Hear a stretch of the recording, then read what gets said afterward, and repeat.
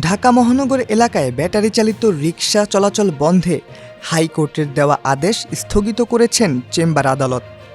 রাষ্ট্রপক্ষের আবেদনের পরিপ্রেক্ষিতে সোমবার ২৫ নভেম্বর আপিল বিভাগের চেম্বার বিচারপতি মোহাম্মদ রেজাউল হকের আদালত এই আদেশ দেন। আইনজীবীরা জানান, হাইকোর্টের দেওয়া আদেশে ১ মাসের জন্য স্থিতাবস্থা দিয়েছে চেম্বার অফ আদালত। এই অবস্থায় ব্যাটারি চালিত রিকশা চলাচলে কোনো বাধা নেই। এর আগে গত ১৯ নভেম্বর ঢাকা মহানগর এলাকায় ৩ দিনের মধ্যে ব্যাটারি চালিত অটোরিকশা চলাচল বন্ধের নির্দেশ দেন হাইকোর্ট। হাইকোর্টের আদেশের পরদিন থেকেই রাজধানীর বিভিন্ন এলাকায় বিক্ষোভ করেন ব্যাটারি চালিত রিকশার চালকরা। ঢাকা মহানগর এলাকায় ৩ দিনের মধ্যে ব্যাটারি চালিত রিকশা চলাচল বন্ধের আদেশের বিরুদ্ধে আবেদন করেছে রাষ্ট্রপক্ষ। রোববার ২৪ নভেম্বর এই আবেদন করা হয়। সোমবার ২৫ নভেম্বর চেম্বার বিচারপতির আদালতে এই বিষয়ে শুনানি হয়। এর আগে ঢাকা মহানগর এলাকায় ৩ দিনের মধ্যে ব্যাটারি চালিত রিকশা চলাচল বন্ধের নির্দেশ দেন হাইকোর্ট। একই সঙ্গে ঢাকা মহানগর এলাকায় ব্যাটারি চালিত রিকশা চলাচল বন্ধে কর্তৃপক্ষের নিষ্ক্রিয়তা কেন বেআইনি হবে না তা জানতে চেয়ে রুল জারি করা হয়। গত ১৯ নভেম্বর বিচারপতি ফাতেমা নজিব ও বিচারপতি মোহাম্মদ মাহমুদুর রাজিবের হাইকোর্ট বেঞ্চ এই আদেশ দেন।